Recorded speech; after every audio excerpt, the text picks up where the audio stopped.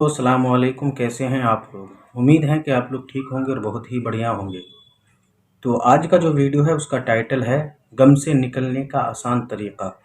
तो चलते हैं इस वीडियो को देखते हैं और ये वीडियो कितना पसंद आता है। तो वीडियो को शुरू करते हैं।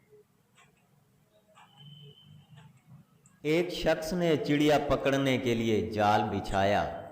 इत्तेफाक से एक चिड़िया उसमें फंस गई और शिकारी ने उसे पकड़ लिया। चिड़िया ने उससे कहा, ए इंसान, तुमने कई हिरन और कई मुर्ग खाए हैं, उन चीज़ों के मुकाबले में मेरी क्या हैसियत है। ज़रा सा गोश्त मेरे जिस्म में है, इससे तुम्हारा क्या बनेगा। तुम्हारा तो पेट भी नहीं भरेगा। लेकिन अगर तुम मुझे आज़ाद कर दो तो मैं तुम्हें 3 नसीहतें करूँगी जिन पर अमल करना तुम्हारे लिए फ़ायदेमंद साबित होगा। उनमें से एक नसीहत तो मैं अभी करूँगी, जबकि दूसरी नसीहत उस वक्त जब तुम मुझे छोड़ दोगे और मैं दीवार पर जा बैठूँगी। उसके बाद मैं तीसरी और आखिरी नसीहत उस वक्त करूँगी जब दीवार से उड़कर सामने दरख्त की शाख पर जा बैठूंगी। अब उस शख्स के दिल में तजस्सुस पैदा हो गया कि ना जाने चिड़िया क्या नसीहतें करेगी। उसने चिड़िया की बात मानते हुए उससे कहा कि तुम मुझे पहली नसीहत करो, फिर मैं तुम्हें छोड़ दूंगा। चुनाचे चिड़िया ने कहा, मेरी पहली नसीहत ये है कि जो बात कभी नहीं हो सकती उसका यकीन मत करना। सही बात है। ये सुनकर उस आदमी ने चिड़िया को छोड़ दिया और वो सामने दीवार पर जा बैठी और बोली, मेरी दूसरी नसीहत ये है कि जो बात हो जाए उसका गम ना करना। बात सही है, राइट है। और फिर कहने लगी, ए भले मानस, तुमने मुझे छोड़कर बहुत बड़ी गलती की है, क्योंकि मेरे पेट में पाव भर का इंतहाई कीमती पत्थर है। अगर तुम मुझे ज़िबा करते और मेरे पेट से इस मोती को निकाल लेते तो इसके फ़रोख्त करने से तुम्हें इस कदर दौलत हासिल होती कि तुम्हारी आने वाली कई नस्लों के लिए काफ़ी होती और तुम बहुत बड़े रईस हो जाते। उस शख्स ने जब ये बात सुनी तो अफसोस करने लगा और बहुत पछताया कि उसने चिड़िया को छोड़ दिया तो उसके बाद पछतावा करने का क्या फायदा है।